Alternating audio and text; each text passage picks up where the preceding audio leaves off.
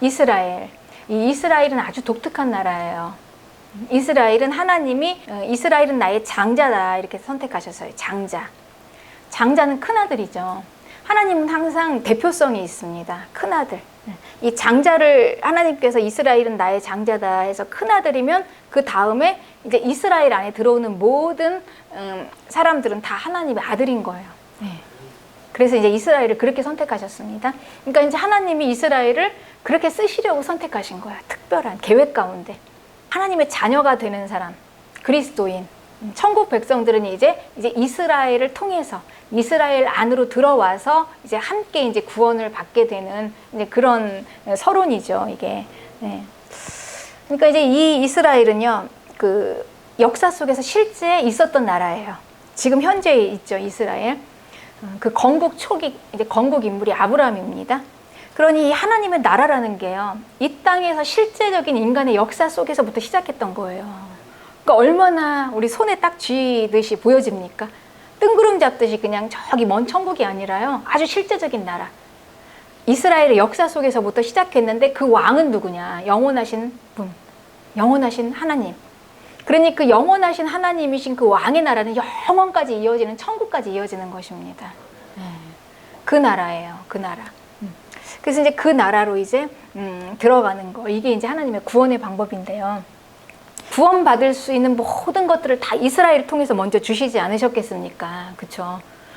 온 땅에서 그 어느 민족에게도 그런 걸 주신 게 없어요. 예배, 또 하나님을 아는 그런 약속, 또 하나님의 말씀, 또 구원자, 이런, 그러니까 우리 구원에 필요한 모든 요소들을 이스라엘 안에다 하나님께서 주셨어요. 왜냐면 그 안에 들어가야지, 받으니까. 그런데 이스라엘은 그런 걸 받고 있었으니 이제 이들이 자기의 소명을 알았다면, 그러니까 내가 왜 택함을 받았나, 그러니까 내가 왜 살고 있지, 적어도 이 정도에 대한 조금의 생각이 있었다면은 이들이 실패하지 않았을 거예요. 하나님이 왜 우리를 부르셨나, 이거에 대한 조그만 자각이 있었으면 조금 생각을 해볼 거 아니에요. 근데 이렇게 해서 하나님이 이들을 선택하셨는데 결국 그들은 실패를 했어요. 모세는요, 그 하나님과 이스라엘과의 관계를 이렇게 얘기해요. 출애굽기 33장 16절에 이렇게 얘기합니다. 나하고 우리 주의 백성, 그러니까 이스라엘이, 우리가 분명히 하나님의 은혜를 받지 않았습니까?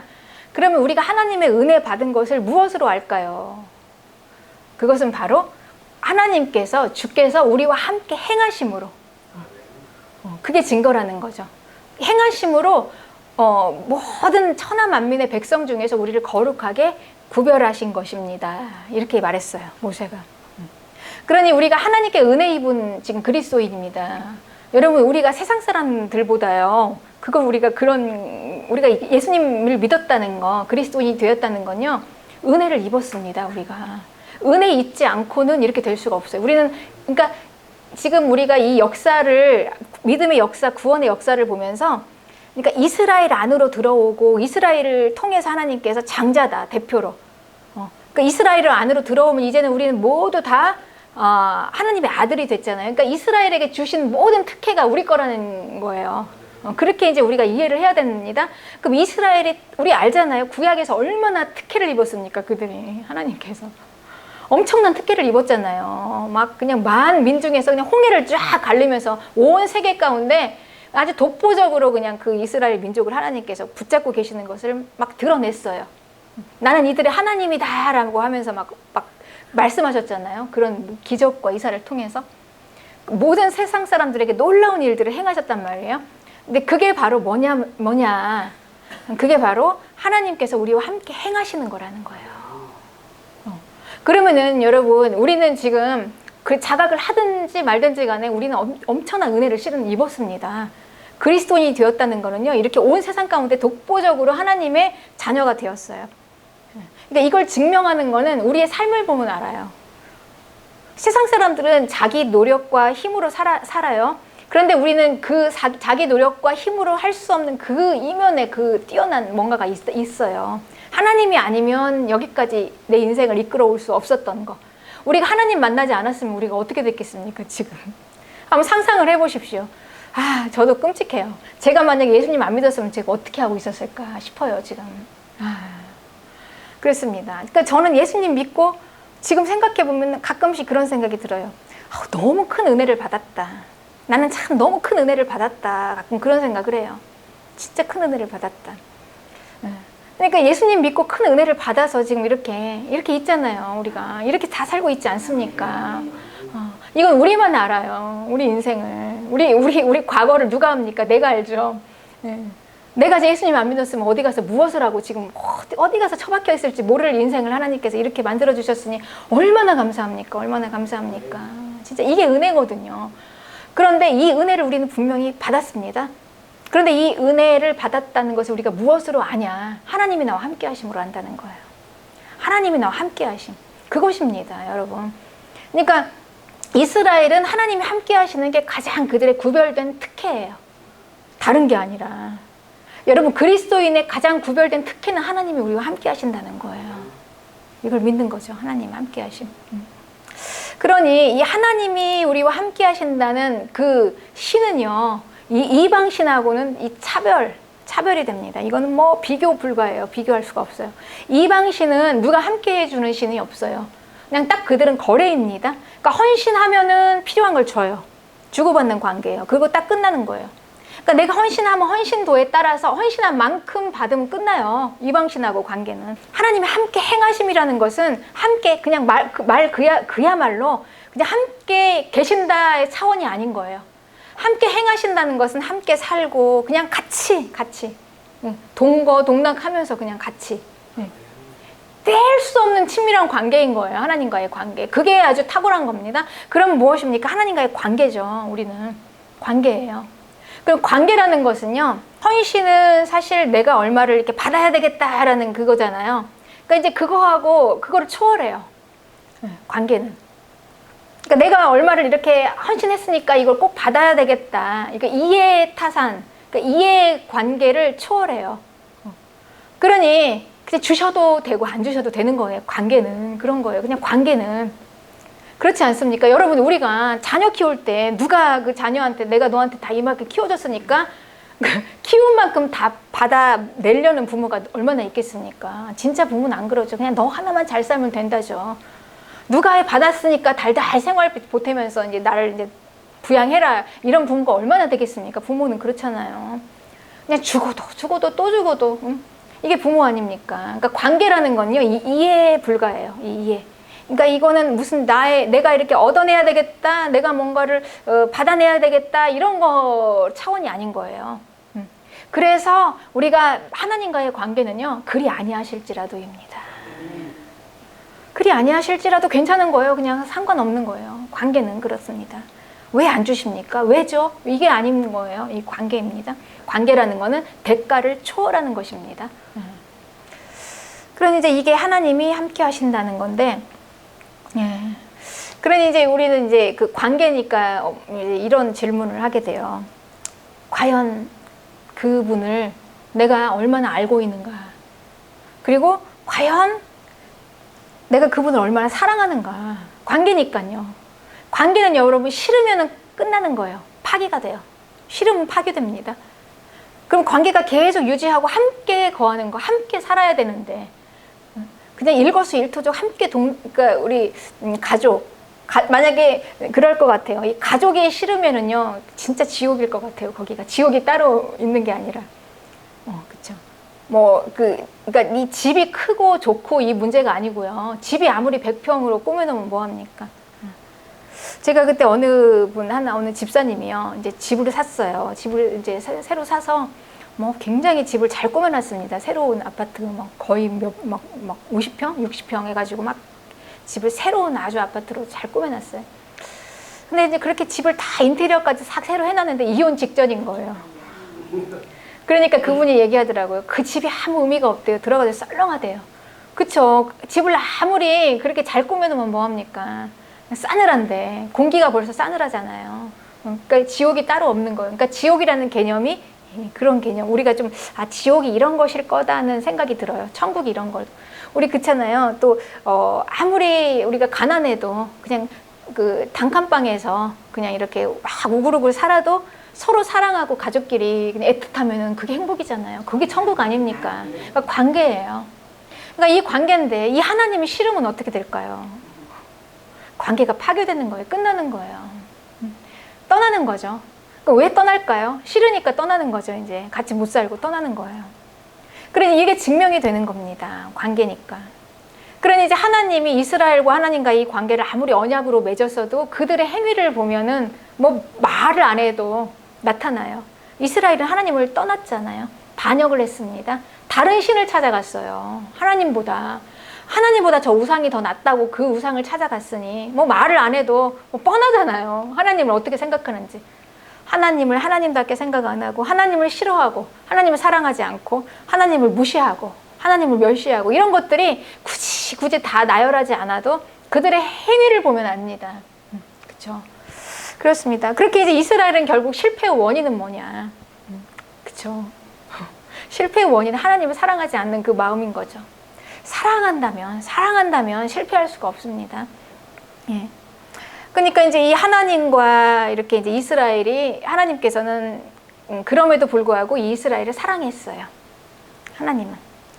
그런데 이 서로 관계는요, 서로 간에 양쪽이에요. 한쪽으로 일방이 아니에요. 아무리 하나님이 사랑하셔도 이 이스라엘의 마음을 한쪽 편에서 마음을 쫙 닫고 있으면요, 힘들어요. 참 힘들어요. 그렇죠? 같이 사랑하는 겁니다. 같이 사랑하는 건데, 이제 그들이 이제 둘이 관계를 계속 유지하기 위해서 하나님께서 이제 하시는 게 뭐냐면요. 우리가 관계를 서로 이렇게 갈 때 뭘로 관계를 할까요? 우리가 사람들끼리도 관계할 때, 우리는 마음과 마음을 전하는 거잖아요. 관계가. 그러니까 소통이에요. 소통. 그러니까 내 말을 얼마나 저 사람이 받아들이고 알아듣고 수용해 주느냐. 거기서 관계가 되는 거죠. 그러니까 이 말을 무시하면은 안 돼요. 소통이 안 되면. 뭐 말하는 것마다 안 듣고 무시하고 그냥 그렇게 소통이 안 되어버리면 이 관계가 유지되어질 수가 없는 거예요. 그러니까 이 하나님은 이 이스라엘과 어떻게 관계를 하시냐면 이제 소통함으로, 말씀하심으로. 하나님께서 말씀하시면 이제 그들이 이제 그 말씀을 들어주는 거죠. 그리고 여러분, 하나님은 어떠셨습니까? 그들이 말하면 하나님께서 들어주셨잖아요. 그렇게 소통이 가는 겁니다. 서로 간에, 상방 간에. 그러려고 하나님께서 그들에게 말씀하신 거예요. 법을 주신 것입니다. 그러니까 이 법은 종교적으로 그냥 규례로 지켜라 해서 딱 한 게 아니라 관계를 유지하는 수단이 그 말씀인 겁니다. 소통. 그래서 이제 하나님께서 그 말을 주셨는데요. 결국 이스라엘은 실패했어요. 그러니까 이스라엘은 왜 실패했는가? 율법을 지키지 않아서. 우리는 이렇게 얘기를 하죠. 그래, 이 율법을 지키지 않은 이면에는 이제 이런 숨겨진, 이런 깊은 이런 스토리들이 있었다라는 것입니다. 단순히 율법을 안 지킨 게 아니에요. 말을 안 들은 거예요, 그들은. 말을 왜 안 들었습니까? 마음이 없으니까요. 그래서 우리가 사람 관계도 그렇잖아요. 부부가 왜 깨질까요? 소통이 안 되면 깨져요. 말하는 것마다 들어주질 않아요. 근데 사이좋은 부부들은요, 말 같지도 않은 말도 들어줍니다. 그렇지 않아요? 여러분 주변에 보면은 저런 말을 들어주네. 안 하는데 들어줘요. 근데 이게 관계를 유지하려면 그렇습니다. 부부 간에, 그리고 부모 간에도, 자식 간에도 마찬가지예요. 근데 부모 자식 간에는 그러니까 이 관계를 유지하는 대상 간에는요, 둘만의 애틋하고 모르는 그 비밀이 있어요. 다른 사람들은 모르는. 그러니까 그 관계가 잘 유지가 되고 있다면 다른 사람들은 도저히 이해가 안 가고 객관적인 게 아니라는 거예요. 이거는 아주 개인적이고 주관적인 거예요. 그 둘만의, 그 관계를 유지하는 그 둘만의 요구하는 거를 들어주는 거예요. 엉뚱한 거를 다 들어주잖아요. 자녀들이 요구하는 거 부모에게. 그럼 이제 이 부모가 또 이제 자녀들이 그렇게 마음이 자기가 좀 그렇게 만족하잖아요. 그러면 부모가 하는 말을 또 잘 들어요. 말을 잘 듣습니다. 모든 관계가 다 그렇습니다. 그리고 우리가 그뿐만이 아니에요. 우리가 친구 간의 관계도 마찬가지죠.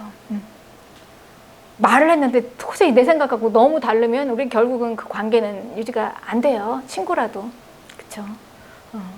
목사하고 성도하고 관계도 그렇습니다, 여러분. 네. 하나님의 말씀을 전하는데 그 말씀이 먹히지 않으면요, 들어주지가 않으면 결국은 관계가 안 되더라고요. 네, 마찬가지입니다. 모든 관계가 그래요. 근데 하물며 하나님하고 우리하고 안 그러겠습니까? 하나님이 말씀을 하세요. 그럼 우리가 그 말씀을 듣고 우리가 이제 지켜야 되는데 그 지키는 거에 대한 거는요, 이거는 뭐 그냥 율법적으로 지키는 게 아니라요, 그 관계 때문에 지키는 거예요. 그러니 얼마나 우리가 하나님을 사랑하고 그분과의 깊은 그 교제 가운데 들어가야 되겠습니까? 그리고 그분을 얼마나 알아야 되겠습니까?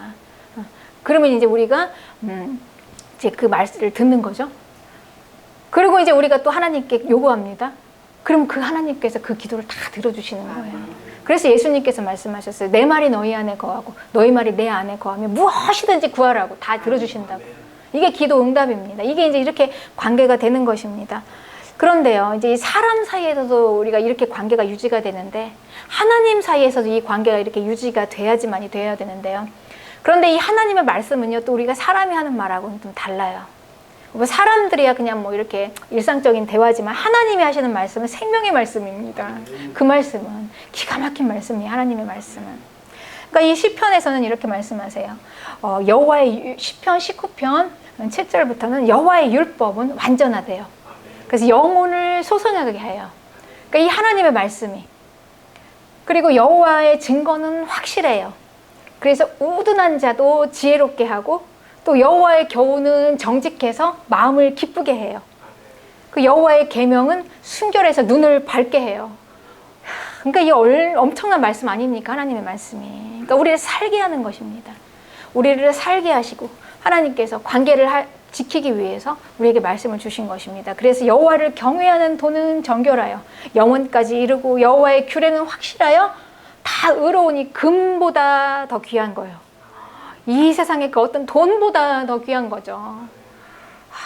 그거보다 더 사모할 것입니다. 실은 이게 이 세상 그 어느 것보다도.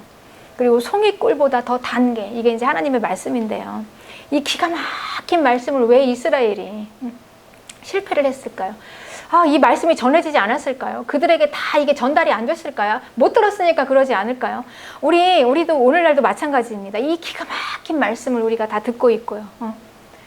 오늘도 마찬가지입니다. 이 그리스도인, 이 하나님과의 관계를 하기 위해서 하나님의 말씀을 지키는 게 왜 이렇게 힘들까요?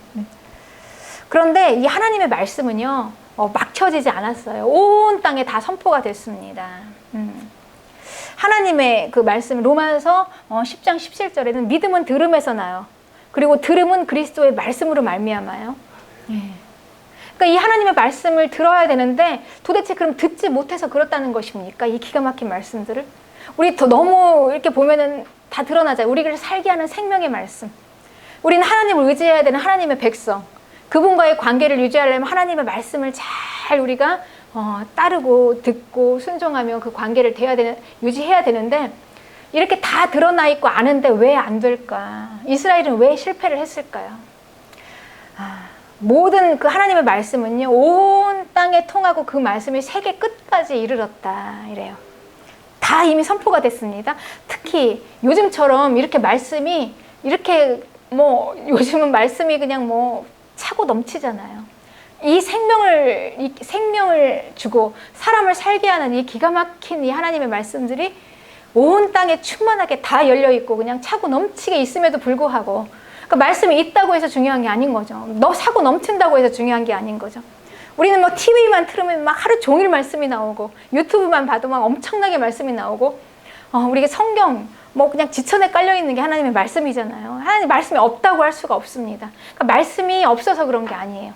말씀이 아무리 있음에도 불구하고 왜 우리는 더 갈급할까요? 왜 실패할까요? 그러니 이 이스라엘은요, 결국 말씀을 지키지 않은 것이 실패다라고 하는데, 그 이면에는 관계입니다. 하나님과의 관계, 깊은 관계가 안 돼 있던 거예요. 오늘도 마찬가지입니다. 우리 그리스도인도 이 기가 막히게 그냥 다 열려 있잖아요. 우리 너무너무 믿음 생활하기가 그냥 편해요. 그냥 누워서든 앉아서든 걸어가서든 어디서든. 근데 눈만 뜨면. 근데 그럼에도 불구하고 우리는 왜 이렇게 하나님과 항상 갈급하고, 왜 믿음이 그렇게 마치 빼앗긴 것 같은 이런 믿음일까요? 이게 하나님과의 관계입니다. 하나님과의 관계. 그러니 이제 이 이스라엘 이제 한마디로 이스라엘의 실패 원인이 뭐냐? 그럼 이제 한마디로 하나님과의 관계에서 실패했다, 이렇게 얘기할 수가 있는 거죠. 우리가 왜 믿음 생활에서, 신앙 생활에서 이렇게 어려운가, 실패했냐? 하면 다른 게 아닌 거예요. 우리는 뭐 우리 그 성경 공부하면 많이 몰려듭니다. 유명한 성경 공부라는 건 뭐 성경 뭐 어떻게 하면 성경을 정통할 것인가, 어떻게 하면 성경이 좀 뭐 열려질까, 이런 거에 관심이 굉장히 많아요. 믿으면서. 그런데 아무리 말씀이 이렇게 있어도 그럼에도 불구하고 왜 결정적일 때 우리는 실패할까요? 하나님과의 관계입니다. 하나님과의, 이게 우리가 믿음의 실패, 신앙의 실패는 하나님과의 관계의 실패다, 이렇게 얘기하는 거죠. 네. 네, 오늘도 동일합니다. 근데 이제 이 하나님을 우리가 떠나면은요, 중립이 없어요. 하나님께 항상 이렇게 집중하지 않으면 금방 우리가 뭘 섬기게 되냐면, 우리 이게 모르는 거죠. 뭘 섬기는지. 근데 이제 이렇게 신명기 32장 21절에는 이제 이렇게 얘기해요. 하나님을 떠나서 자꾸 우상을 이제 섬기고 이제 관계가 파괴됐어요. 근데 이 관계가 파괴되는 거에 그 심각성을 사실은 별로 몰라요. 그냥 우리는 뭐 말씀을 깨달아야지, 말씀을 알아야지, 이렇게 하면서 말씀하시는 그분과의 관계는 우리는 뒤로 합니다. 예배하고 막 예배 열심히 참석해야지 하는데 막상 하나님과의 관계는 또 뒤로 해요. 그래서 이제 이렇게 이 하나님을 떠났는데 하나님께서는 이제 이렇게 얘기하는 거예요. 신명기 32장 17절에 그들은 하나님께 제사하지 않고 마귀에게 했다. 마귀에게 했다. 하나님을 딱 붙들지 않는 순간 우리는 뭐 그냥 세상으로 좀 갔나 이렇게 생각하잖아요. 근데 그게 벌써 마귀한테 붙잡힌 거라는 것입니다. 마귀를 경배하는 것입니다. 마귀를 예배해요. 그러니까 마귀가 이제 확 잡는 거죠. 내 거니까 붙잡는 거죠. 그러니까 이제 같이 우리가 이제 이렇게 소통하다 보면요, 이제 말이 안 통합니다. 말도 안 통하고 딴 세상 사람 같아요. 보세요. 우리 예수님 막 이렇게 믿는 사람들이 세상에 푹 빠진 사람들하고 대화하다 보면요, 정말 무슨 뭐 딴 세상 사람과 딴 세상을 살고 있는 사람들 같아요. 그렇습니다. 우리가 섬기는, 경배하는 분이 다르기 때문에 우리는 하나님을 경배하지만 그들은 마귀를 경배한다. 마귀에게 제사한다. 이렇게 얘기해요. 이 백성에게 가서 말하기를 너희가 듣기는 들어도 도무지 깨닫지 못하고 보기는 보아도 도무지 알지 못하고 이 백성의 마음이 완악하여져서 그 귀로는 둔하게 듣고 그 눈은 감았으니 이는 눈으로 보고 귀로 듣고 마음으로 깨달아서 돌아서 나의 고침을 받을까 합니다. 좀 이런 좀 난해한 구절이 있죠. 참 이해하기 어려운 구절. 마치 하나님이 막아놓으신 것 같은. 네. 그렇죠. 아니 우리가 상식적으로 생각하고 지식으로 보면은요, 이 기가 막힌 것들이 우리에게 다 열려 있고 많은데 왜 하나님을 안 쫓아가고 마귀를 쫓아가고 마귀를 제사합니까? 왜 그들은 왜 그럴까요? 왜 이 기가 막힌 생명의 말씀을 그들은 막아 있을까요? 눈이 막히고 왜 귀가 막혔을까요? 왜 마귀를, 아니 우리가 그렇잖아요. 왜 마귀를 제사할까, 예배할까? 그런데요, 다름이 아니라 그들 귀가 막히고 정말 눈이 막혔어요. 눈이 보이질 않아요. 마음이 막혔어요. 그리고 귀가 탁 막혔습니다. 들리지가 않아요. 그렇게 해버렸어요. 막혔다는 거예요, 뭔가. 그러니까 뭔가 막아놓은 게 있는 것 같아요. 그러니까 이제 우리가 사람의 힘이 아닌 것 같다는 거죠. 그러니까 이게 믿음 생활하는 게 내 힘으로 안 된다는 거예요. 말씀을 이렇게 전해도 이게 사람의 힘으로 안 되는 뭔가가 있는 것 같다는 거죠. 그러니까 이제 항상 이게 이제 단골로 등장하는 말입니다. 하나님과의 관계가 파괴될 때 하나님께서 하시는 말씀이에요. 마치 하나님이 막아 놓으신 것처럼 이렇게 이제 얘기하는 겁니다. 그러니까 이 복음은요, 하나님이 열어주시지 않으시면은 이해가 안 돼요. 깨달아지지 않는 것입니다. 그러니까 사람의 힘과 노력으로 되어지는 게 아니에요. 아무리 여기서 막 아까 이제 이 말씀이 사도행전의 말씀인데요. 바울이 이 유대인들에게 이제 막 이 구약 성경을 인용해서 예수 그리스도를 막 전했어요. 자기는 할 수 있는 모든 걸 다 사용해서 전했는데 그 중에 믿는 사람도 있었고 안 믿는 사람도 있었고 그랬단 말이에요. 근데 그걸 보면서 바울이 한 얘기예요. 맞다, 그 말이. 참 맞다. 그러니까 이제 이 말씀을 전하다 보면 이제 그럴 때가 있단 말이에요.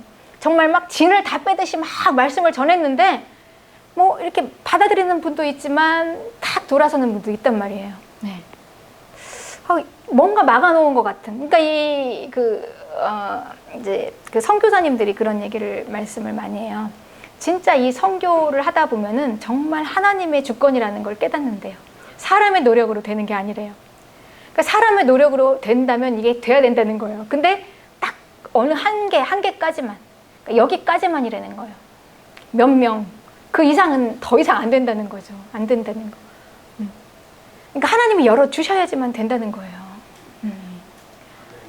그러니까 선교도 복음도 모든 게 이제 하나님의 사람의 노력에 비례하는 게 아니고요.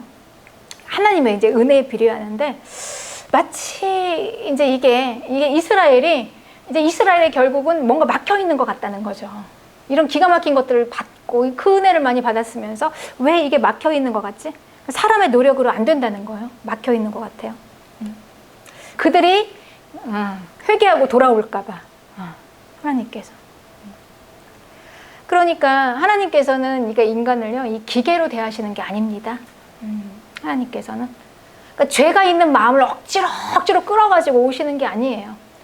그러니까 이 죄가 있는 한은요, 막혀요. 하나님께 올 수가 없는 거죠. 하나님은 내버려 두시는 겁니다. 그냥 두시는 겁니다. 그러니까 이스라엘은 벌써 이미 이제 하나님을 떠났습니다. 그리고 이제 죄가 있어요. 그리고 이제 그들은 죄가 있는 상황에서 하나님께서 그들을 그냥 두신 거예요. 그 상황에서 돌아오지 못하게. 마치 아담이 선악과를 먹고 에덴 동산의 생명나무 열매를 먹을까 봐 하나님께서 에덴 동산에 화영검을 보내셔서 지키신 것처럼 하나님께서 그 죄가 있는 그들을 그냥 막아 놓으신 거죠. 하나님께서 막아 놓으시고 이제 그들이 이제 하나님을 떠났다, 이제 결과로 나온 거죠. 그들은 하나님을 떠나고, 그리고 하나님은 마치 그들을 버리신 것처럼, 그런 결과처럼 이제 나왔어요. 이런 결과가 나왔습니다. 근데 여기서 이제 반전이 일어났는데, 그럼에도 불구하고 이제 하나님은 계속해서 이제 그들을 불렀죠. 불렀는데 이제 여기에서 이제 이스라엘은 이제 계속 부르시는 하나님은 부르시지만 계속 그 패턴이 일어났어요. 하나님은 그들을 부르시지만 이스라엘은 어떻게 합니까? 계속해서 하나님을 냉대합니다. 차갑게. 그냥 차갑게 냉대해요. 그런데 반전이 일어난 게 뭐냐면 여기에서요. 하나님의 백성이 아닌 자들이 옆에서 보는 거예요. 그거를. 근데 그들은 보는 거죠. 그러니까 이제 이스라엘은 눈이 막히고 귀가 막히니까 자기들이 이 엄청난 은혜를 받고 왜 이런 은혜를 받았으며 이 은혜를 받았으니 어떻게 살아야 되는가에 대해서 꽉 막혔으니까 그냥 꽉 막히니까 모르는 거예요. 그러니까 왜 막혔을까요? 이제 죄로 막혔잖아요. 하나님을 떠나면서 우상을 숭배하면서 이제 일단 우리 안에 죄가 들어오잖아요. 그러면 막힙니다. 지각이 막혀요. 그러니까 분별이 안 생기는 거예요. 우상을 숭배하고 또 자꾸 다른 이렇게 신들을 경배하다 보니까 하나님에서 멀리 떠나가고 하면서 이제 막히는 거예요. 그러니까 이제 자기들이 이런 은혜를 얼마나 받았는가에 대한 의식도 없고, 내가 왜 이 은혜를 받았는가에 대한 이 소명 의식도 없고, 그냥 아무 생각이 없는 거죠. 아무 생각이 없어요. 강팍한 마음입니다. 이제 이렇게 됐는데 이제 이걸 누가 봤냐? 하나님의 백성이 아닌 자들이 이제 이걸 보는 거예요. 아니, 쟤네들은 저렇게 은혜를 많이 받았으면서 엄청난 역사가 지금 쟤들 가운데 일어났죠. 어느 신도 할 수 없는 일들이 지금 저들 가운데 일어났는데 쟤네들은 왜 저러지? 그러면서 이제 그 여호와 하나님에 대해서 궁금해지기 시작하는 거예요. 그러니까 그러면서 이 하나님에 대해서 좀 알아보고 싶고 이 관계를 또 보면서 이 하나님에게 돌아와요. 하나님의 매료가 돼서. 자기들이 섬기던 그 이방신들하고 너무 다르거든요. 사랑하거든요. 자기 백성을 사랑해요, 그 신은. 그리고 서로 언약하고 관계 가운데서 신실하세요, 이 여호와는. 끝까지 책임지시고 지키세요. 자기가 지금까지 섬겨왔던 신하고는 너무 달라요. 그래서 저 미련한 이스라엘은 하나님의 백성인데 저들은 꽉 막혀서 참 저들은 자기들이 얼마나 축복받은지도 모르고 지금 저렇게 자기 복을 자기가 지금 발로 차고 있잖아요. 근데 그거를 바라보고 있는 그 하나님의 백성이 아닌 자들이 보니까 이 기가 막힌 하나님, 나도 이 하나님의 백성이 되고 싶다 해서 그 사모하는 마음을 가지고 하나님께 오는 겁니다, 여러분. 이런 반전이 일어나요. 그러니 이 예수님 계셨을 때 얼마나 그랬습니까? 예수님을 누가 핍박했냐면 유대인들이 우습게 여겼잖아요. 더구나 종교 지도자들이. 예수님을 아주 그냥 뭐 깔아뭉갰습니다. 아주 무시했어요. 그냥 대놓고. 취급을 안 해줬어요. 네가 무슨 하나님의 아들이냐 하면서 막 무시했잖아요. 그런데 누가 왔냐면 이방 여인이 막 오고 이방 사람들이 막 신실한 믿음을 가지고 왔잖아요. 그러니까 눈이 막히고 관계니까 그래요. 관계니까. 이게 이제 그냥 기계적인 주고받는 그냥 대가 같으면 딱 헌신하고 열심히 하고 바리새인만큼 열심히 하는 사람이 어디 있습니까? 종교인들만큼. 내가 열심히 했으니까 좀 받아내면 끝이면 되는데 이게 아니라 관계니까 눈이 떠져야 되는 겁니다. 그러니까 관계는 의식이 깨어나야 돼요. 감정이 살아나야 되는 거죠. 그러니까 저 대상이 나를 얼마나 사랑하는지를 느껴야 돼요. 그리고 내가 그를 얼마나 사랑하는가를 내가 인식을 해야 돼요. 그러니까 뭐든 우리의 의식이 깨어나지 않으면 이 관계가 되어지지 않아요. 그러니 눈이 막히고 귀가 막히고 마음이 딱 막혀있는 상황에서는 믿음이 안 자라는 거예요. 하나님과의 관계가 안 되는 거예요. 그러니까 이스라엘은 그게 지금 다 막아놨잖아요. 뚫리지가 않았잖아요. 그러니까 이제 이스라엘은 그 막혀있는 상태에서 이 하나님을 제대로 보지를 못해요. 그러니까 이게 진주가 귀한지를 모르는 거죠. 이게 보석인지를 모르는 거예요. 그래서 예수님께서 어차피 돼지에게 진주를 던져봤자 소용없는 거다라고 말씀하신 거죠. 그런데 이 진주를 누가 알아봤냐? 이방인들이 알아봤다는 거예요. 그러니까 하나님의 백성이 아닌 자들이 알아봤어요. 그리고 이제 그들이 몰려오기 시작하는 거예요. 막 하나님께, 여호와 하나님. 예수 그리스도 구원자 몰려오는 거예요. 이분만이 진짜다. 이분이 진짜 하나님이시다. 이런 분을 나의 주님으로 삼고 싶다라고 하면서 다 몰려드니까 하나님께서는 자기에게 오는 그들을 막지 않으십니다. 그래서 하나님께서 온 세상의 하나님이 되신 것입니다. 이스라엘의 하나님을 넘어서서 이제 온 세상의 하나님이 됐어요. 이런 반전이 일어난 거죠. 엄청나지 않습니까, 여러분? 누가 이걸 생각했겠습니까? 그냥 하나님의 백성 이스라엘을 실패하고 여기서는 실패한 하나님이 근데 딴 데서 그냥 하나님 대접을 받으신 거예요. 그래서 결국 이스라엘의 실패가 결국은 열방 교회의 구원으로 이렇게 승화된 겁니다. 그럼 이렇게 한번 질문해 볼 수가 있죠. 그럼 그들이 실패하지 않았으면 어떻게 됐을까? 실패하지 않았으면, 그죠? 네. 그렇습니다. 어쨌든 하나님께서 이렇게 됐는데요. 이제 우리가 그래서 이 바울이 이제 이걸 설명을 하는 거예요. 감람나무의 비유로. 그러니까 우리가 처음부터 애초에 우리가 혈통적으로 이스라엘은 아니었잖아요. 유대인은 아니었습니다, 여러분. 하나님의 백성이 아니었어요, 우리는.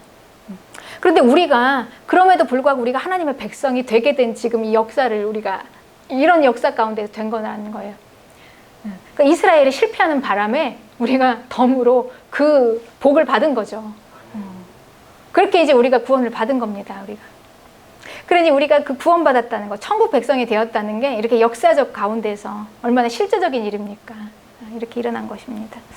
그래서 이제 바울이 이걸 감람나무의 비유로 설명을 해요. 어떻게 해서 우리가 이제 구원을 받았나? 이제 이 감람나무는 하나님의 백성을 상징합니다. 참 감람나무가 있었어요. 그 원래 나무, 감람나무, 하나님의 백성 이스라엘이죠. 근데 그 나무가 있었는데 그 나무가 어느 날 그 나무의 가지가 꺾였어요. 그 가지가 어떻게 꺾여졌는지도 몰라요, 아마. 꺾였어요. 꺾여져가지고 그냥 탁 힘이 없이 그냥 딱 꺾여져 버렸습니다. 그 자리에서. 이스라엘이 꺾였잖아요. 꺾였어요. 그러니까 이제 하나님께서 이 꺾인 가지는 어떻게 하냐. 이 꺾인 가지를 이 꺾인 자리에다가요. 돌 감람나무가 있었어요. 이 돌 감람나무는 그냥 야생에서 자라는 나무예요. 원래 하나님의 백성이 아니었어요. 근데 하나님께서 이 돌 감람나무의 가지에서 떼어나와가지고 한 가지를 떼어서 이 참 감람나무 꺾어진 그 자리에다가 딱 접붙였어요. 여러분 농사를 지어보신 분들은 알겠지만 여기에 이렇게 접붙이면은요 나잖아요. 거기서 생명이 또 자라납니다. 그 생명이. 그런데 어떤 생명으로 자라나냐면요. 원래 자기 있었던 그 돌 감람나무의 생명으로 자라나는 게 아니라요. 뿌리가 있는 그 성격으로 자라나요. 이 참 감람나무의 뿌리는 참 감람나무잖아요. 그러니까 이 뿌리에서부터 진액을 쭉 빨아들여서 영양분을 공급을 받아서 참 감람나무의 가지에 붙어 있으니까 이제 이 돌 감람나무가 뭐가 되냐? 참 감람나무가 되겠죠. 그러니까 이렇게 설명을 했어요. 우리의 구원이 이렇게 된 거라고요. 그러니까 우리를 거기서 세상에서 그 죄에서 떼어내가지고 하나님의 백성에다 접붙여 놓은 거예요. 그러니까 우리는 뭐가 됐냐? 이제는 철저한 이스라엘이 된 거라는 거죠. 뼛속 깊이 뿌리에서부터 하나가 된 거라는 거예요. 그러니까 이렇게 우리가 되어지지 않으면 하나님께서 우리를 이렇게 선택하지 않으셨으면 우리가 어떻게 이스라엘이 될 수가 있겠습니까? 그렇죠? 근데 여러분 잘 생각해 보세요. 이게 하나님의 놀라운 그 뜻과 계획 가운데 이루어오는 구원 계획이라는 거예요. 그러니까 하나님께서 우리 온 사랑하시는 하나님의 백성들을 모아서 구원하시기 위해서 이스라엘을 먼저 선택하시고, 그리고 이 하나님의 방법은요, 아주 그냥 그 원칙은 아주 단호합니다. 이 어미와 인자하심이 같이 있어요. 어미에 오면 다 꺾여져요. 인자하심에 들어와야 돼요. 이 인자하심에는 긍휼과 은혜가 있어요. 내가 그 하나님을 믿고 싶습니다. 저 여호와 저분이 진짜인데 내가 하나님의 백성이 아니지만 나도 여기 들어가면 안 될까요? 이방 여인처럼. 내가 비록 이스라엘은 아니지만 걔들도 이 자녀들의 상에서 떨어지는 부스러기를 먹고 살지 않습니까? 나도 하나님의 백성에 합류돼서 그 복을 받고 싶습니다. 이런 자들에게 그 인자에 임하면요, 이 구원이 임해요. 은혜가 임하고요. 우리는 인자 가운데 와야 돼요. 근데 어미하심에는 뭡니까? 어미하심. 그러니까 이 인자에 임하는 자들은 믿음으로 온 거죠. 믿음을 보고 하나님을 믿고. 이 어미하심은 믿음이 없는 자들, 교만해서 그렇게 하나님을 멸시하는 자들에게는 아주 단호해요. 그냥 꺾어지면 꺾어진 채로 두는 거예요. 하나님 택하신 이스라엘이라도, 하나님의 택하신 이스라엘에다도 그냥 두는 것입니다. 그러니까 우리는 어미하심에 가면 안 됩니다. 그들은 믿음이 없으므로 이렇게 꺾여졌고, 이방 교회는 믿음이 있어서 하나님의 인자하심에 거해서 접붙임을 받아서 생명을 얻은 것입니다. 이 원리대로 하나님께서는 한치의 오차도 없는 하나님의 그 원리 가운데 그냥 믿음이 없이 그냥 자격이 안 되는 자들은 그냥 탁탁 가지치기를 해서 쳐내버리고, 그 인자와 긍휼과 하나님의 은혜를 받기를 원하는 그 자들에게는 인자하심을 하나님께서 베푸셔서 하나님의 원리대 원칙대로 그들을 하나님의 백성으로 삼으신다는 것입니다. 그러니 이 하나님의 기가 막힌 이 구원의 섭리, 그 구원의 계획을 보면은요, 진짜 우리가 역시 하나님이시구나. 하나님의 생각은 어쩔 수가 없구나. 그러니까 우리 인간은요, 뭐 때로는 하나님을 버리기도 하고 내 생각대로 가기도 하고, 그러니까 이게 눈이 가리워졌으니까 안 보이니까 모든 지각이 다 마비가 됐잖아요. 모든 감각이 다 마비가 되어서 옳은 게 옳은지도 모르고 죄가 죄인지도 모르고 그냥 막 자기 인생을 사는 것입니다. 그럼에도 불구하고 하나님은 꿋꿋하게 그냥 자기 자신의 뜻을 쭉쭉 뻗어나가는 거예요. 인간 역사 속에서 쭉쭉 그 안에 들어오거나 아니면은 부딪혀서 꺾여지거나의 차이죠. 이게 하나님께서 이 구원하시는 하나님의 계획이고 하나님의 섭리인 것입니다. 네, 그렇습니다. 그래서 이 하나님이 이렇게 이스라엘을 선택하시고 이 구원하신 이 하나님의 그 모든 룰대로요. 이 구원의 법칙과 룰이 있어요. 그러니까 이 모든 것들은 사람의 힘으로 안 된다는 거예요. 그러니까 철저한 하나님의 주권으로 하나님께서 자기 백성을 선택하신 자들을 하나님께서 이런 방법으로 모으신다는 거죠. 이 선택하던 자들을 다 걸러내서 다 오게 하시는 이 방법이 최선의 방법이 이거라는 것입니다, 여러분. 그러니까 이 하나님의 지혜와 이 하나님의 이 뜻을 누가 다 알 수가 있겠습니까? 이거를 우리가 이해만 해도 감사한 거죠. 이해할 수 있다는 것만 해도 감사한 거죠. 여러분, 우리가 구원을 이렇게 받았습니다. 그러니 이 구원이요, 내 힘대로 될 수가 있겠습니까? 내가 어떻게 이 어마어마한 것을 다 깨달을 수가 있겠습니까? 내 노력으로 이곳에 올 수가 있겠습니까? 그 하나님을 우리가 어떻게 알 수가 있겠습니까? 이게 다 하나님의 우리가 그 인자하심, 그분의 은혜와 긍휼을 바란 것이죠. 그러면 이제 이스라엘은 어떻게 될 것인가? 이스라엘은 다 끝난 건가요? 하나님의 백성. 그런데요, 우리가 하나 또 잊으면 안 될게요. 하나님 그분의 말씀은 절대 땅에 떨어지지 않아요. 그분은 하나님이십니다. 아주 정확해요. 그분이 한번 딱 선택하신 것은요, 후회하심이 없다. 하나님의 선택에는. 그 말은 절대 이거 물러설 수가 없다는 거죠. 그러니까 포기도 안 되고요. 이건 우리가 이거 샀으면 반품이 안 되는 거예요. 물러나지가 않아요. 그냥 하나님 한번 하시면 그냥 하나님의 우리가 계획을 다 알 수 없을 뿐이에요. 그러니까 하나님의 이 모든 하나님의 그 엄청난 하나님의 주권 앞에서 우리가 알 수 있는 거는 그냥 모르는 겁니다. 모르는 거. 그냥 조금씩 보여주시는 만큼 깨닫는 거고요. 다 알 수가 없는 거예요. 네. 그러니까 그것만 보고 이스라엘이 지금 이것만 보고 이스라엘이 그러면은 뭐 그냥 무시할 수가 없다는 거죠. 바울은 절대 무시하지 말라는 거예요. 오히려 두려워하라. 하나님이 하시는 걸 봐라. 하나님의 법칙. 얼마나 하나님이 정확하시게 자기 룰이 아니면은 아무리 택하신 이스라엘이라도 쫙쫙 그냥 꺾어버리시잖아요. 꺾어지면 둔 대로. 그렇지만 그 인자하심에 거하는 자들은 접붙이십니다. 이것처럼 이것 우리가 항상 두려워하면서 이스라엘을 저렇게 꺾으셨다면 나도 꺾이지 않도록 그냥 조심해라. 바울은. 그냥 뭐 이스라엘이 이제 다 끝났나 어쩌나 아이고 저들은 참 안 됐네 참 불쌍하네 이렇게 할 게 아니라는 거죠. 우리가 하나님을 모르기 때문에 하나님 그분이 또 어떻게 반전을 일으킬까. 그쵸. 처음에 이스라엘이 이방인들을 볼 때 아유 저기 지옥의 불쏘시개라 쓸 수 있는 그쵸.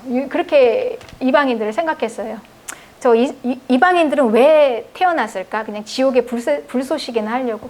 우리는 온 우주를 창조하신 창조주의 백성이니까 우리는 하나님의 백성 탁월하지만 이렇게 생각했는데 엄청난 지금 반전이 일어나서 열방의 교회들이 쫙 들어왔잖아요. 그 열방의 교회들도 이스라엘을 보면서 아유 저렇게 그냥 은혜가 은혜인지도 모르고 복이 복인지도 모르고 아유 좀 미련한 것들 이렇게 할 수 있는 게 아니라는 거죠. 그 바울이 얘기하는 그 반전이라는 것은요 이제 우리가 모르는 거예요. 앞으로 어떻게 될 것인가. 그렇지만 하나님의 성품을 보면 하나님은 그걸 그대로 두실 분이 아니라는 겁니다. 분명히 반전이 일어날 텐데 그 반전은 뭐냐.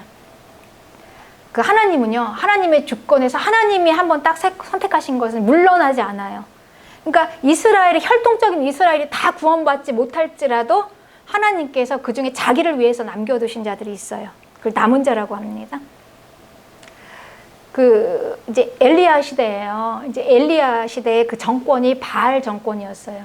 그러니까 엘리야 시대에 그 바알 그러니까 그 아합 왕이 있었어요. 그 정권 그 대통령이 아합이었어요. 근데 이 아합의 부인이 이세벨인데 거의 바알의 여선지자였어요. 그러니까 이제 그런 정권이 들어왔으니 얼마나 이 여호와가 탄압을 받았겠습니까? 그때 여호와 제사장이 다 죽었어요. 다 죽었어. 다 죽고 나서 엘리야 하나만 남은 것 같았어요. 아무리 봐도 다 죽었어요.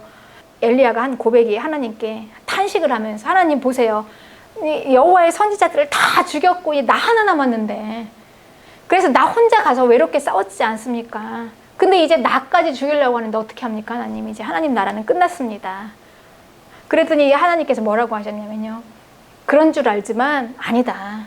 내가 나를 위해서 이 모르는 곳에 여호와의 제사장 그러니까 나를 섬기는 자 바알에게 무릎 꿇지 않은 자 7,000명을 내가 나를 위해서 남겨뒀다. 네가 모를 뿐이지 있다. 그러니까 하나님의 나라는 이어진다는 것입니다. 여러분. 그때 알았어요. 엘리야가 하나님이 하시는구나. 그러니까 여러분 천하 없어도요. 지금 뭐 코로나로 교회가 어렵다. 뭐 교회가 다 무너지게 생겼다. 우리가 사람의 보기에는 다 그렇잖아요.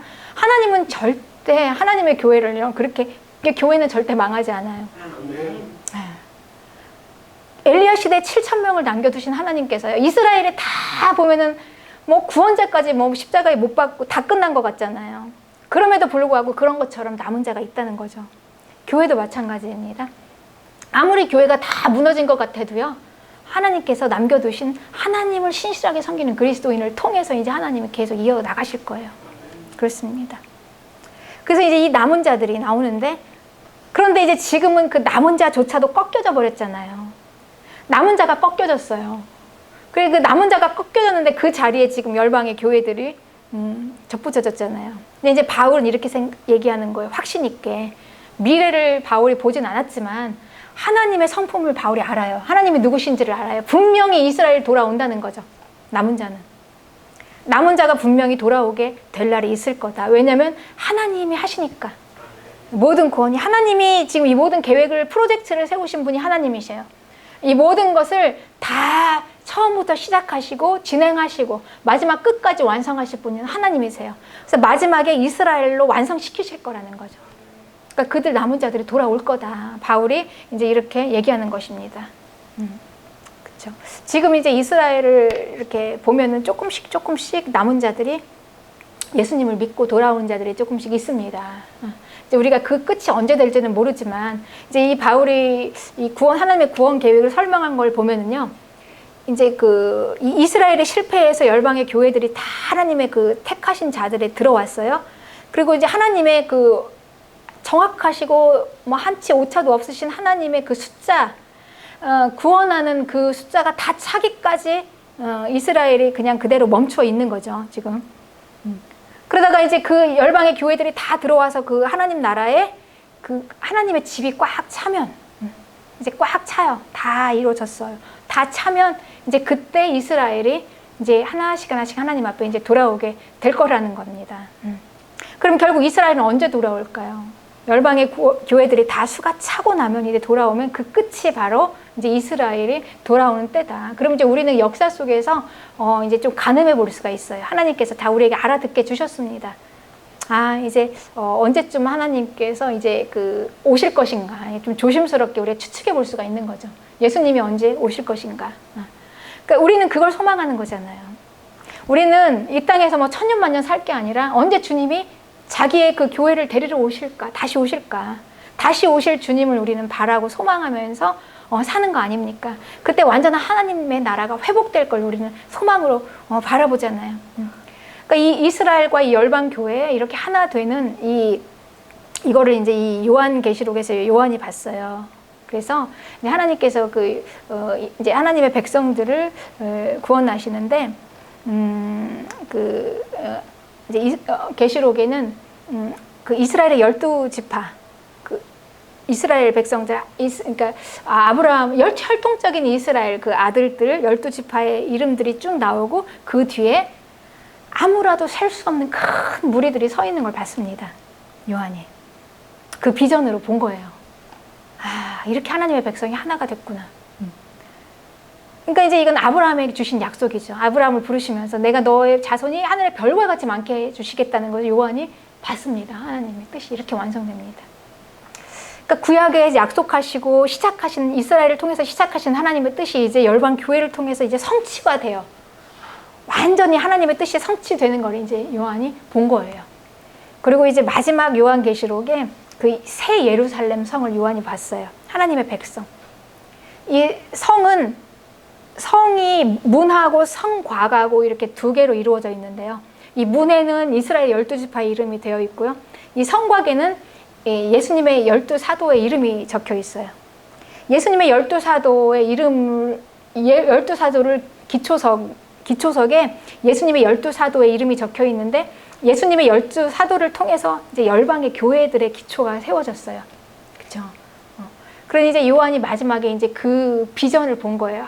이제 마지막 이제 끝에 이제 결국 하나님의 백성이 어떻게 구원받은 하나님의 백성이 어떻게 하나님의 나라에 입성해서 갈 것인가 그들을 딱 보니까 정말 이 하나님의 그 창세기에서부터 이스라엘 역사 속에서부터 이루었던 하나님의 그 모든 구원의 역사가 약속하신 그 모든 것들이 결국은 하나님의 나라가 거기 천상에서 성취가 됐다.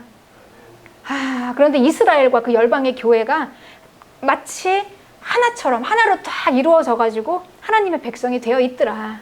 이걸 이제 비전으로 본 것입니다, 여러분. 네. 이게 이제 우리의 구원입니다. 구원. 그래서 이제 구원. 마치 이스라엘은 실패한 것 같았지만 그걸로 통해서 하나님께서 놀라운 구원을 모든 하나님의 백성의 구원을 이루셨습니다. 그래서 우리가 주님 안에서는요, 우리 그 택하신 자녀들에게는 실패라는 것은 없어요. 없습니다, 여러분. 우리의 인생은 실패라는 게 없어요. 다 합력해서 선을 이루는데 선을 이루어서 무엇을 위한 선을 이루는가? 구원을 위한 선을 이룹니다. 우리의 인생 하나하나 고비고비마다 마치 실패한 것 같은 그 모든 조각조각들이 다 모여서 결국은 우리의 구원을 위한 선을 이루시는 거예요, 하나님께서. 가장 중요한 건 우리의 구원입니다. 그러니까 우리가 살면서 생활이 무너지는 것이 실패가 아니에요. 그거는 하나의 선을 이루는 거예요. 구원을 위한. 우리의 진정한 실패는요, 구원을 잃어버리는 것입니다. 구원을 잃어버리면 우리는 다 잃어버리는 거예요. 끝장이 나요. 그래서 하나님께서 선택하셔서 구원하시기로 하나님께서 택하신 자녀들은 절대 실패라는 것이 없습니다. 가장 큰 과업은 구원입니다. 우리의 인생의 가장 큰 과업은 구원이고 우리의 사는 목적의 가장 큰 과업도 구원이에요. 예? 나의 구원, 나의 가장 사랑하는 우리의 가족의 구원. 그렇습니다, 여러분.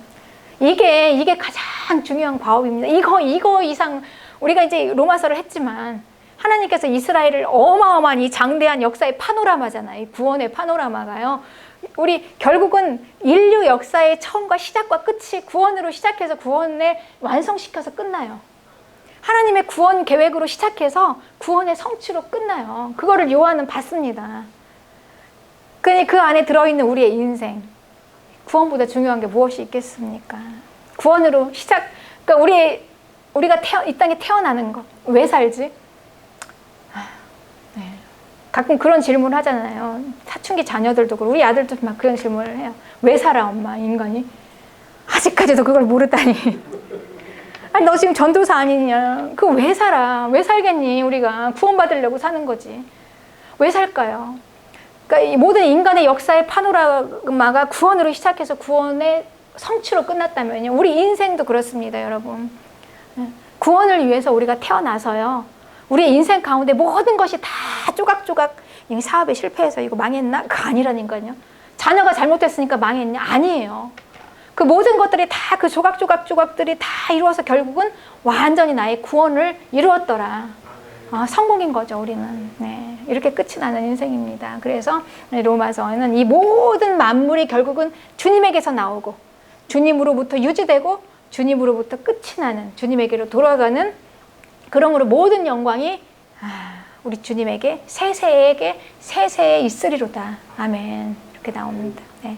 우리 구원의 하나님을 믿고 우리의 생명을 얻어서 우리가 구원으로 시작해서 구원으로 끝이 나서 성공한 인생 확신을 가지고 살아가는 우리 마라나타 교회가 되시기를 주님의 이름으로 축복합니다.